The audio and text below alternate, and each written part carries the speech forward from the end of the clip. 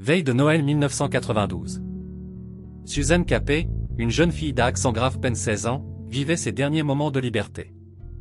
Délaissée par son père avant même sa naissance et avec une mère incapable d'aimer, elle trouva en Jean Powell, une trafiquante de drogue de 25 ans, celle qu'elle croyait être une figure maternelle. Sous l'apparence d'une mère attentionnée de 3 enfants, Jean dirigeait une maison qui servait de plaque tournante pour la drogue et le crime, un véritable repère où le mal se dissimulait sous les traits d'une famille. Ce qui débuta comme une manipulation psychologique se transformerait bientôt en 5 jours de torture inimaginables. Enfermée dans une chambre, Suzanne serait contrainte d'écouter en boucle une musique à plein volume, tandis que 6 personnes se relayaient pour des séances de violence.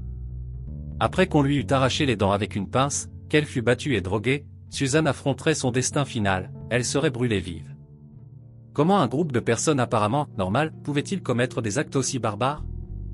Comment une dispute concernant de présumés pubiens s'est-elle transformée en l'une des affaires les plus choquantes de l'histoire criminelle britannique? Et pourquoi, des décennies plus tard, certains des responsables sont-ils déjà libres? Préparez-vous à découvrir une histoire qui défie notre compréhension du mal. Si vous n'êtes pas encore abonné à la chaîne, ne perdez plus de temps. Appuyez sur le bouton d'abonnement et activez la cloche. C'est l'une des histoires les plus troublantes du Royaume-Uni et vous ne voudrez manquer aucun détail. Suzanne Capet vint au monde en 1976, à Manchester, Angleterre, dans des circonstances déjà marquées par l'abandon. Son père biologique, en apprenant la grossesse, choisit de ne pas participer à sa vie, laissant un vide émotionnel qui l'accompagnerait tout au long de sa brève existence. La première figure paternelle que Suzanne connaîtrait serait son beau-père, après que sa mère Elisabeth se fût rapidement remariée. La vie domestique de Suzanne était cependant loin d'être stable. Le mariage de sa mère avec son beau-père était ponctué de disputes incessantes et d'une atmosphère de tension permanente. Les querelles fréquentes créaient un environnement instable, où Suzanne et sa sœur aînée, Michelle, vivaient dans un état constant d'appréhension. Malgré les difficultés, le beau-père s'avéra être une présence positive dans la vie de Suzanne, lui offrant le peu de stabilité émotionnelle qu'elle connaîtrait. La rupture la plus significative survint lorsque Suzanne avait environ 14 ans. Elisabeth, sa mère, prit une décision qui changerait définitivement le cours de la vie de ses filles, elle abandonna la famille, laissant Suzanne et Michel aux soins du beau-père. Cet abandon maternel fut un coup dévastateur pour Suzanne, qui portait déjà le poids du désintérêt de son père biologique. Les années suivantes furent marquées par une grave instabilité résidentielle.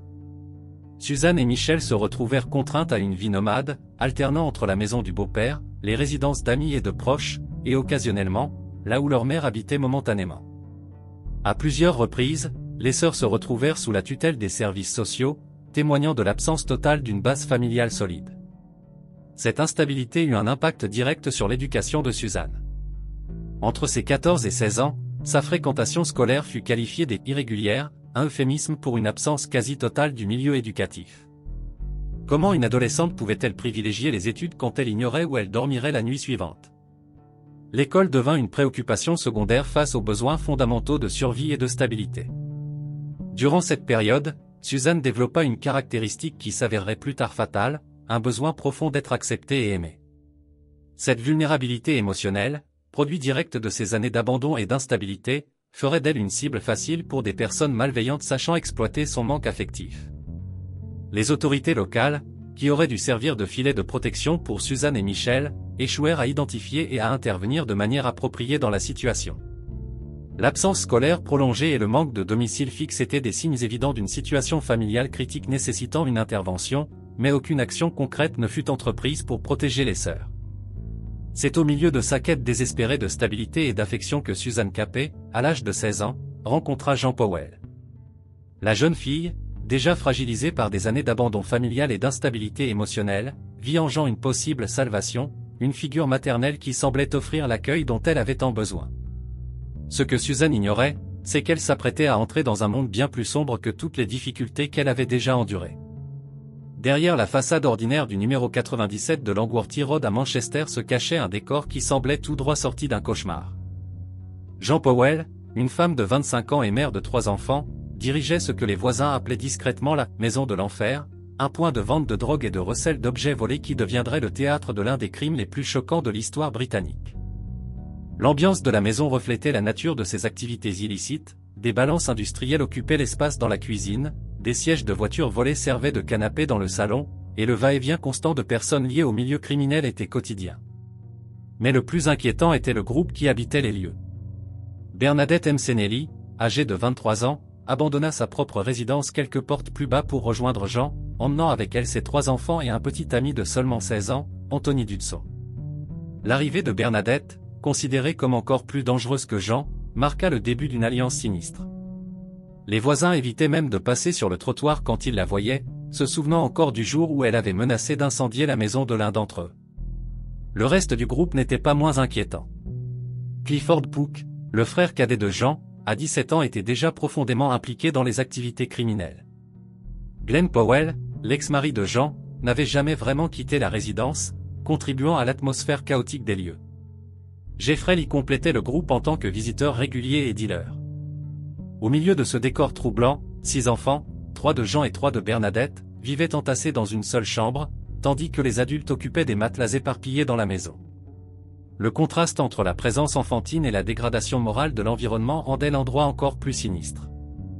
Jean Powell se distinguait par sa capacité à manipuler les personnes vulnérables. Décrite comme un loup déguisé en agneau, elle cultivait une image extérieure de mère dévouée et accueillante. Pour Suzanne, qui depuis l'enfance cherchait désespérément l'amour maternel, Jean semblait être la réponse à ses prières. Elle ignorait qu'elle entrait dans la tanière du loup, où sa quête d'affection se transformerait en son pire cauchemar. La nuit du 7 décembre 1992, Jean Powell et Bernadette Mseneli échafaudèrent un plan cruel pour attirer Suzanne à nouveau dans la maison de Langworthy Road.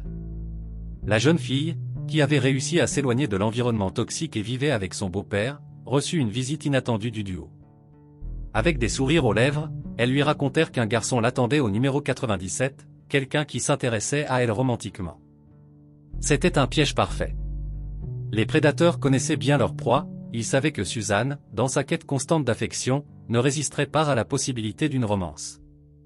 Le mensonge fut construit précisément pour exploiter sa plus grande vulnérabilité. En arrivant à la maison, Suzanne découvrit la cruelle vérité, il n'y avait aucun prétendant. À la place, Glenn Powell et Anthony Dudson l'attendaient. Avant qu'elle ne puisse réagir, les 2 hommes la saisirent et la traînèrent dans la cuisine. La terreur dans ses yeux contrastait avec les sourires sur les visages de ses ravisseurs. La première action du groupe fut un acte d'humiliation calculé. Ils forcèrent Suzanne à s'asseoir pendant qu'ils rasaient complètement ses cheveux, pas seulement sur la tête, mais aussi ses sourcils et la région pubienne. Le prétexte était absurde, ils l'accusaient d'être responsable d'une épidémie de poux pubiens qui avait affecté certains membres de la maison. Comme ultime dégradation, ils l'obligèrent à nettoyer ses propres cheveux sur le sol.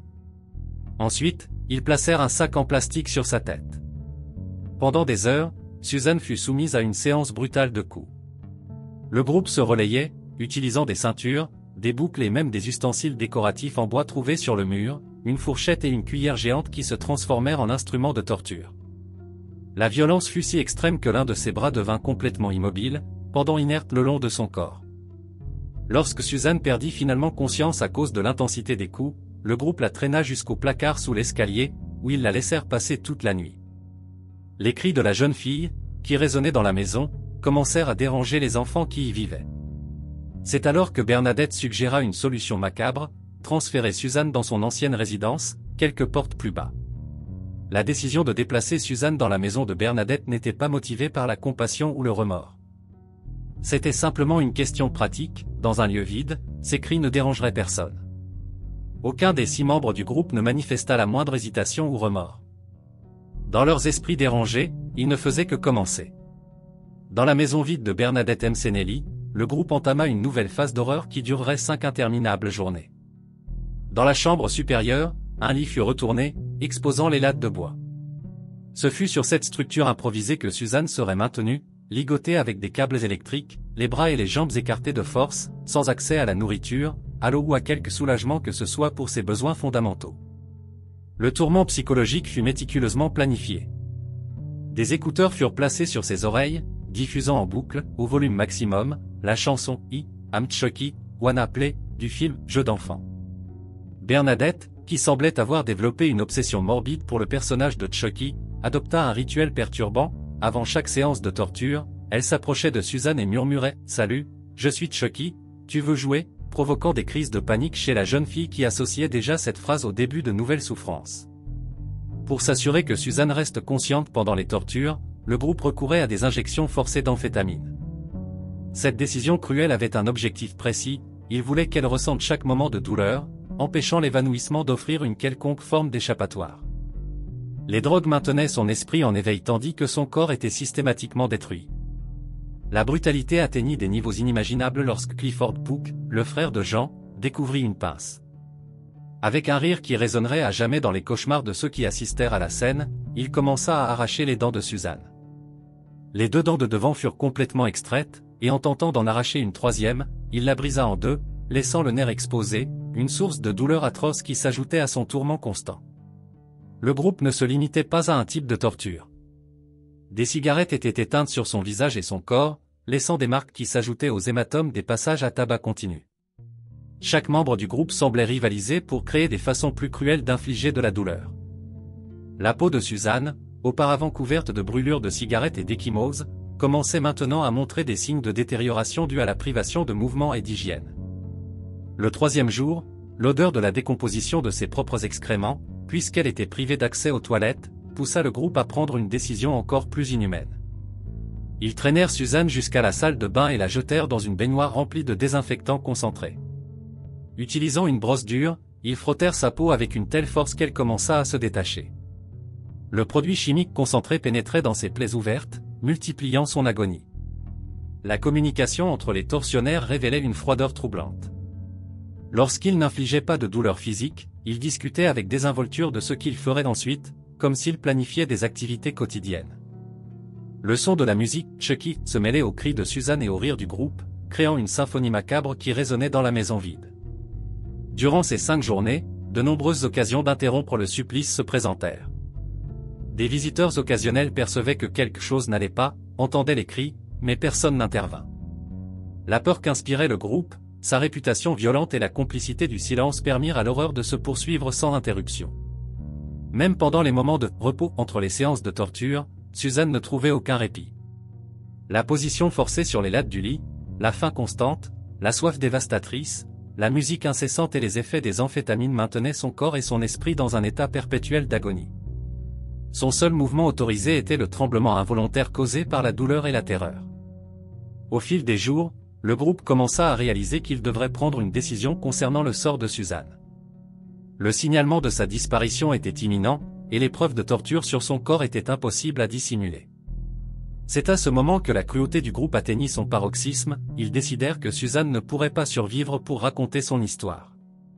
Après des jours de torture ininterrompus, une lueur d'espoir apparut sous les traits de David Hill, un jeune homme de 18 ans qui occupait occasionnellement la maison abandonnée de Bernadette. Sans connaissance de la situation, David arriva à la résidence pour une visite fortuite, ne trouvant que Jeffrey et Anthony présents à ce moment-là. Le son étouffé des gémissements provenant de l'étage supérieur attira son attention. Lorsqu'il s'enquit des bruits, la réaction de Jeffrey et Anthony fut aussi perturbante qu'inattendue. Au lieu de tenter de dissimuler leurs crimes, ils affichèrent une fierté morbide de leurs actes. « Nous gardons Suzanne en captivité », révélèrent-ils négligemment, comme s'ils commentaient quelque chose d'ordinaire. « Tu veux voir ?» proposèrent-ils, démontrant une normalisation effrayante de la violence qu'ils avaient perpétrée. David fut conduit à la chambre où Suzanne était attachée. La scène qu'il découvrit était d'une horreur absolue, une jeune fille de 16 ans, totalement méconnaissable, ligotée à un matelas retourné. Son corps était couvert d'hématomes et de brûlures, la peau se détachant par endroits à cause du bain de désinfectant. Sa tête, entièrement rasée, présentait des blessures visibles, et l'absence de ses dents frontales témoignait de la brutalité des tortures endurées. Le moment le plus poignant de cette situation survint lorsque Jeffrey et Anthony durent s'absenter brièvement, laissant David seul avec Suzanne. Même dans son état déplorable, semi-consciente à cause des drogues et de la douleur, Suzanne rassembla ses forces pour une supplique désespérée. « S'il vous plaît, aidez-moi » murmura-t-elle, sa voix à peine audible après des jours de cris. « Quel est votre nom » demanda David, ce à quoi elle répondit simplement « Suzanne ». La conversation qui suivit fut déchirante. Suzanne, réalisant qu'elle avait devant elle peut-être sa dernière chance de survie, implora répétitivement de l'aide.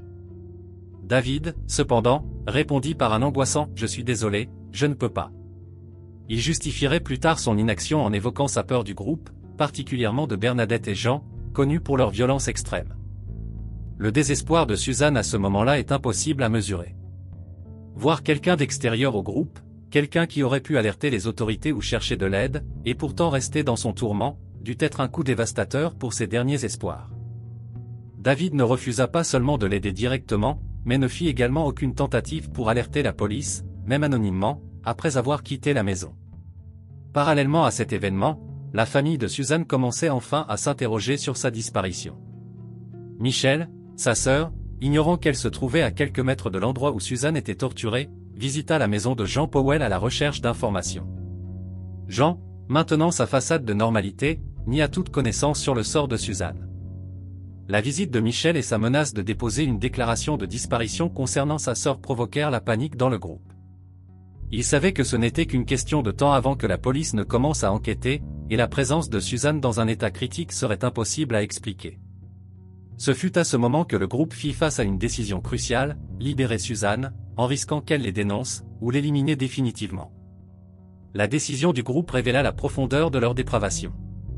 La possibilité de la libérer et d'affronter les conséquences de leurs actes ne fut même pas sérieusement envisagée.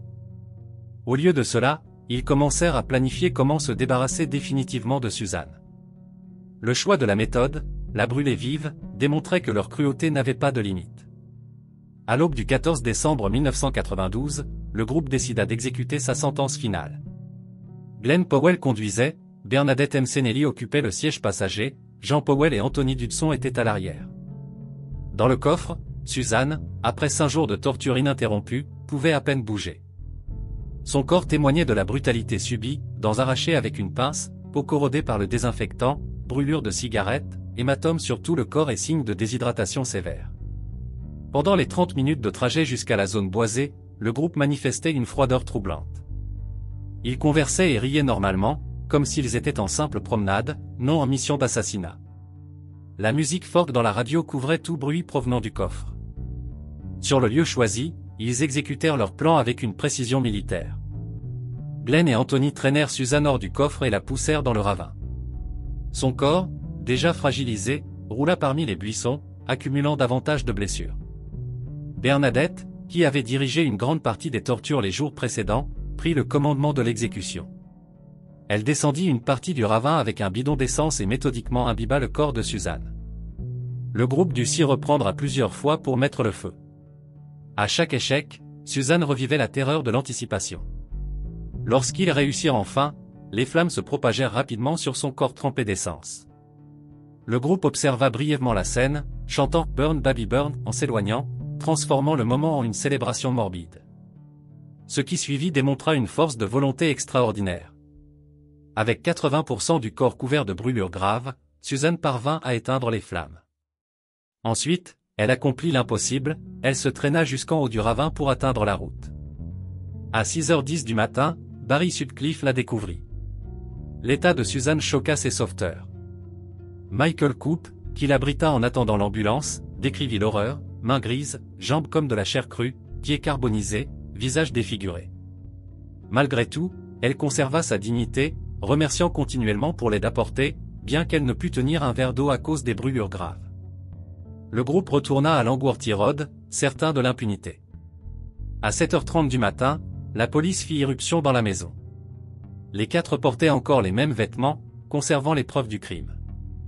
Jean et Bernadette furent arrêtés en riant, maintenant jusqu'au bout leur attitude moqueuse. Lors des perquisitions ultérieures, la police découvrit des preuves accablantes, le matelas utilisé pour la torture, les écouteurs de la musique de Chucky, la pince ensanglantée et, plus troublant encore, les dents de Suzanne conservées comme trophée par Clifford. Suzanne arriva à l'hôpital dans un état critique. Les brûlures couvraient 80% de son corps, sa peau se détachait par couches, et son visage était si défiguré qu'une empreinte digitale du pouce fut nécessaire pour l'identifier. 5 jours de torture avaient laissé des marques brutales, dents arrachées à la pince, un nerf exposé, brûlures chimiques à l'ésophage dû au désinfectant, et os fracturés par les passages à tabac systématiques. L'équipe médicale découvrit que les amphétamines injectées de force avaient causé des dommages neurologiques graves. Le bain de désinfectant concentré avait provoqué une nécrose sur de grandes zones de sa peau. La privation d'eau et de nourriture avait entraîné une déshydratation sévère et une défaillance multiple des organes. Malgré tout, Suzanne resta consciente suffisamment longtemps pour fournir à la police une déposition détaillée. Avec une lucidité surprenante, elle identifia chaque agresseur et décrivit leurs actions spécifiques. Les enquêteurs, bouleversés par son récit, observèrent qu'elle conserva une dignité impressionnante même en décrivant les pires atrocités. Son corps, cependant, ne résista pas aux traumatismes accumulés. Le 18 décembre 1992, 4 jours après avoir été découverte, Suzanne tomba dans le coma et décéda. L'autopsie révéla que les dommages internes étaient encore plus étendus qu'imaginés, rendant extraordinaire qu'elle ait survécu si longtemps et maintenu sa conscience pour témoigner contre ses bourreaux. L'arrestation des 6 individus impliqués se produisit avec une rapidité surprenante. À 7h30 du matin le 14 décembre 1992, à peine une heure après leur retour du crime, la police fit irruption au numéro 97 de Langworthy Road. Les 4 principaux auteurs, Jean Powell, Bernadette Msenelly, Glenn Powell et Anthony Dudson, portaient encore les mêmes vêtements tachés d'essence. L'arrogance du groupe était telle qu'ils ne firent aucune tentative pour dissimuler les preuves. Le procès, qui débuta le 16 novembre 1993, dura 22 jours et exposa la brutalité du crime dans des détails troublants. Le tribunal entendit le dernier témoignage de Suzanne, enregistré sur son lit de mort, où elle identifia chacun de ses tortionnaires et décrivit leurs actions spécifiques. La force de son témoignage était d'autant plus impressionnante compte tenu de son état physique au moment de l'enregistrement. Durant le procès, le comportement des accusés révéla la véritable étendue de leur dépravation. Aucun ne manifesta de remords. Au lieu de cela, ils adoptèrent la stratégie de se rejeter mutuellement la faute.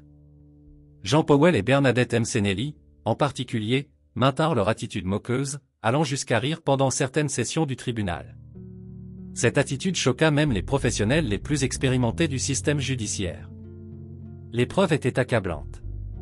La déposition finale de Suzanne. Le matelas où elle fut torturée. La pince ensanglantée utilisée pour lui arracher les dents. Les dents conservées comme trophée. Les écouteurs employés pour la torture psychologique. Les traces d'essence sur les vêtements des accusés. Le véhicule utilisé pour le crime. Les nombreuses preuves médico-légales recueillies dans les 2 maisons. Le jury n'eut aucune difficulté à rendre son verdict. Les 4 principaux accusés, Jean Powell, Bernadette Msenelly, Glenn Powell et Anthony Dudson, furent reconnus coupables de meurtre, de séquestration et de complot en vue d'infliger des lésions corporelles graves. Clifford Pook et Jeffrey Lee, bien qu'absents lors de l'immolation, furent condamnés pour séquestration, et Clifford reçut une accusation supplémentaire de complot pour l'extraction des dents. Les peines furent prononcées. Jean Powell, réclusion criminelle à perpétuité, minimum 25 ans. Bernadette Msenelly, réclusion criminelle à perpétuité, minimum 25 ans. Glenn Powell, réclusion criminelle à perpétuité, minimum 25 ans. Anthony Dudson, en raison de son âge, 16 ans, perpétuité avec minimum 18 ans, ultérieurement réduit à 16. Clifford Pook, 15 ans pour coups et blessures graves. Jeffrey Lee, 12 ans pour séquestration. Néanmoins, les événements qui suivirent dans les années ultérieures suscitèrent l'indignation publique. En 2014, seulement 21 ans après le meurtre, Bernadette Msenelly fut libérée. Sa libération anticipée se fondait sur des rapports attestant d'une bonne conduite et de manifestations de remords, une évaluation que beaucoup jugèrent contestable, particulièrement au vu de son parcours carcéral. Durant sa détention, Bernadette développa des relations controversées.